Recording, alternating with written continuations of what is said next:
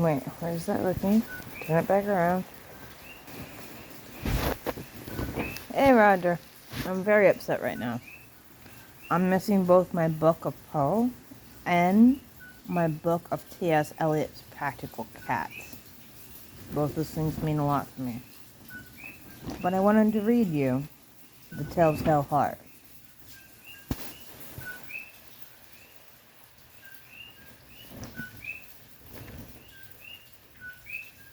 True, nervous. Very dreadfully nervous. I had been and am, but why, you say that I am mad? Disease had sharpened my senses, not destroyed, not dulled them. Above all was the sense of hearing acute.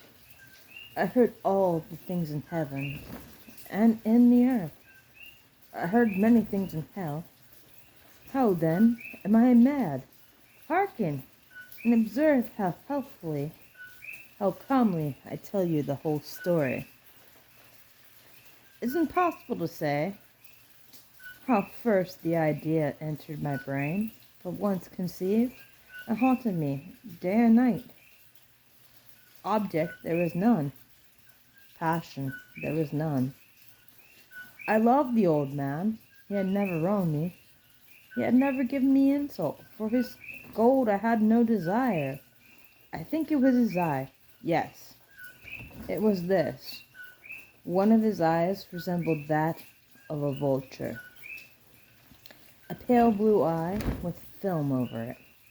Whenever it fell upon me, my blood ran cold. And so by degrees, very gradually, I made up my mind to take the life of the old man, and thus rid myself of the eye forever. Now this is the point. You fancy me mad. Mad men know nothing, but you should have seen me. You should have seen how wisely I proceeded, with what caution, with what foresight, with what dissimulation I went to work. I was never kinder to the old man during the whole week before I killed him. And every night, about midnight, I turned the latch of his door and opened it, oh so gently. And then, when I had made an opening sufficient for my head, I put in a dark lantern, all closed, that so no light shone out, and then I thrust in my head. Oh, you would have laughed to see how cunningly I thrust it in. I moved it slowly, very, very slowly, so that it might not disturb the old man's sleep. It took me an hour to place my whole head within the opening so far that I could see him as he lay upon his bed. Ha! Would a madman have been so wise as this? And then, when my head was well into the room, I undid the lantern cautiously, oh, so cautiously. Cautiously, for the hinges did creak. I undid it just so much that a single thin ray fell upon the vulture eye, and this I did for 7 long nights, every night just at midnight.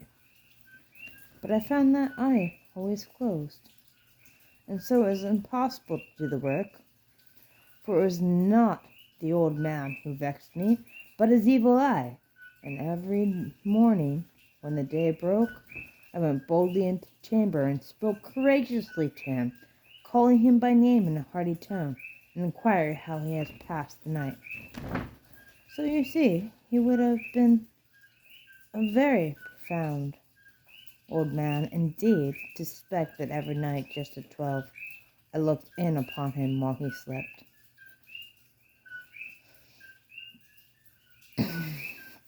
Upon the 8th night, I was more than usually cautious in opening the door.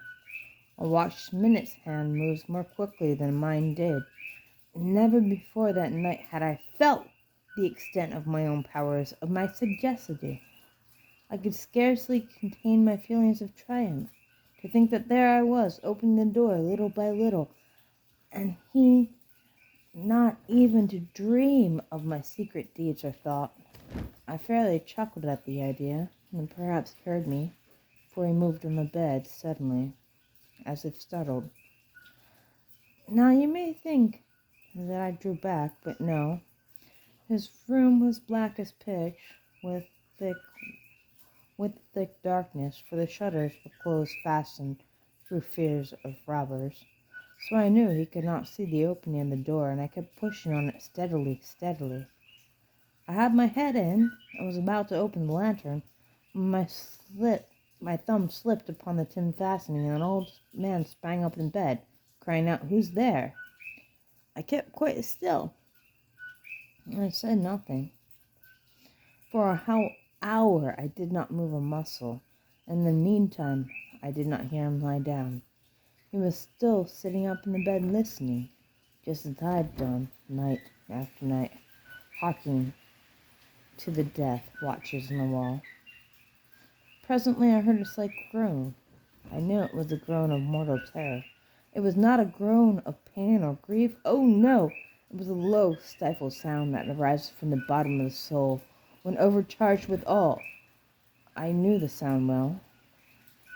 Many a night, just at midnight, when all the world slept, it has welled up from my own bosom, deepening with its dreadful echoes the terrors that distract me. I say I knew it well. I knew what the old man felt and pitied him, although I chuckled at heart. I knew that he had been lying awake ever since the first slight noise, when he had turned in the bed. His fears had been ever growing upon him. He had been trying to fancy them causeless, but could not. He had been saying to himself, "It is nothing but the wind in the chimney. It is only a mouse crossing the floor." Or, "It is merely a cricket which has made a single chirp." Yes. He has been trying to comfort himself with these suppositions, but he had found all in vain, because death, in approaching him, has stalked with its black shadow before him and enveloped the victim, and it was the mournful influence of unperceived shadow that caused him to feel, although he neither saw nor heard, to feel the presence of my head within the room. When I had waited a long time, very patiently, without hearing him lie down, I resolved to open a very, very little, crevice in the lantern. So I opened it. You cannot imagine how stealthily, until at length a single dim ray, like the thread of a spider, shot out from the crevice and fell upon the vulture eye. It was open, wide open, and I grew furious as I gazed upon it.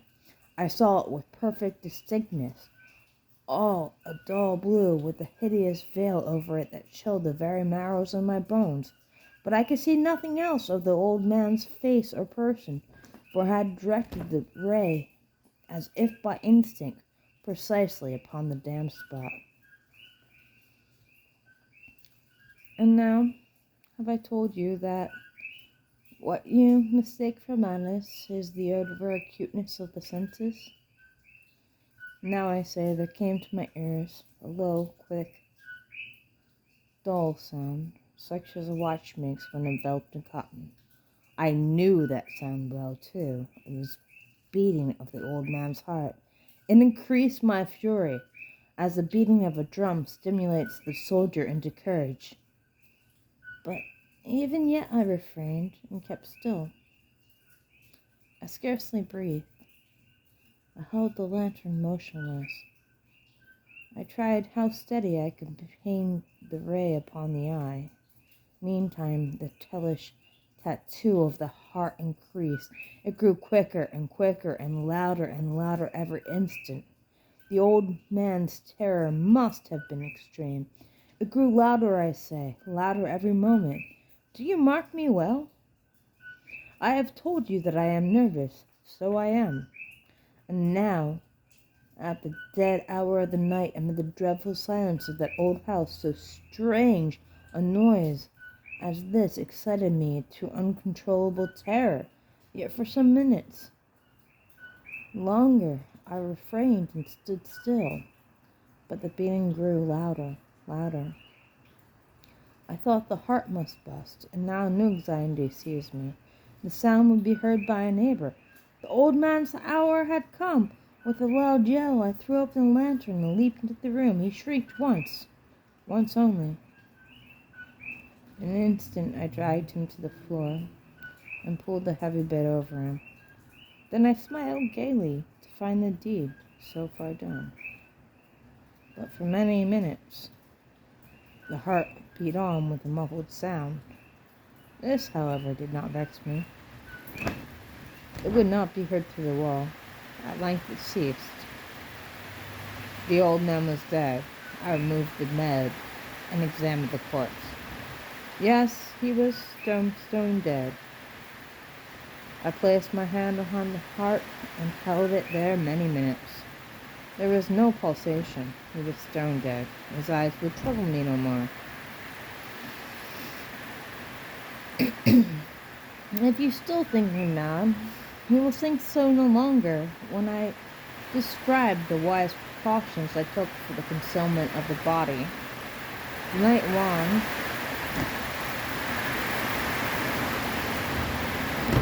and I worked hastily but in silence. First of all, I dismembered the corpse. I cut off the head, the arms, and the legs, then took up 3 planks from the flooring of the chamber, and deposited all between the scantlings. Then I replaced the board so cunningly, so clever, that no human eye, not even his, could have detected anything wrong. There was nothing to wash out, no stain of any kind, no blood spot whatever. I'd been too weary for that. A tub had cut off. Ha ha!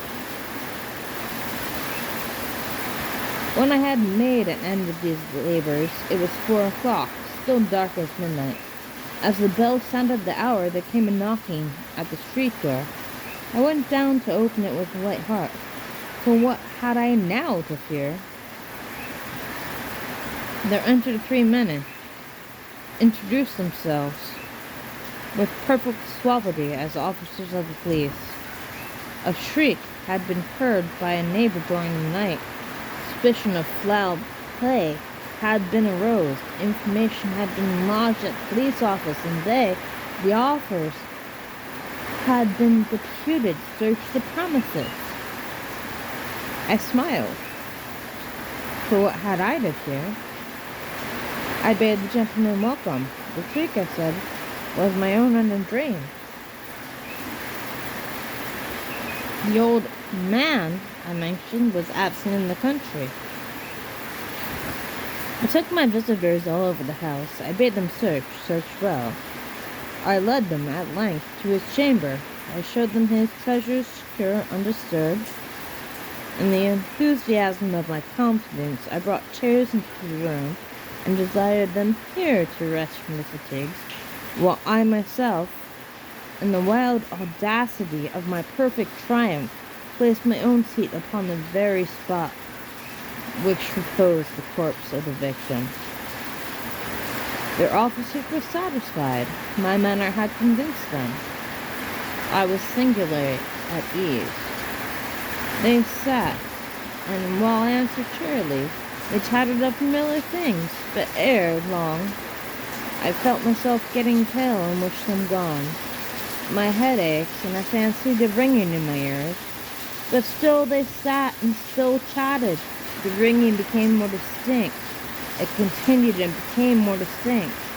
I talked more freely to get rid of the feeling that continued to gain definiteness, until at length I found that the noise was not within my ears. No doubt, now I grew very pale. But I talked more fluently and with a heightened voice, yet the sound increased. What could I do? Into the low, dull, quick sound. Much a sound as a watch makes when enveloped in coffin. I gasped for breath, and yet the officers heard it not.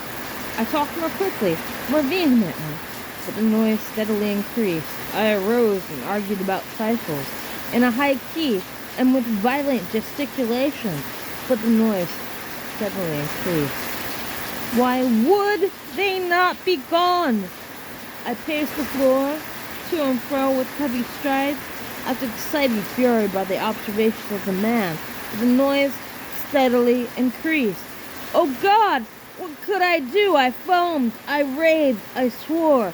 I swung the chair upon which I had been sitting and grated upon the boards, but the noise arose over all and continually increased. It grew louder, louder, louder, and still the men chatted pleasantly and smiled. Was it possible they had not heard? Almighty God, no, they heard, they suspected, they knew. They were making a mockery of my horror. This I thought, and this I think. But anything was better than this agony. Anything was more tolerable than this derision. I could bear this hypocritical smiles no longer. I felt that I must scream or die, and now, again, hark, louder, louder, louder! Villains, I shrieked, dissemble no more. I admit the deed. Tear up the planks. Here, here. It is the beating of his hideous heart.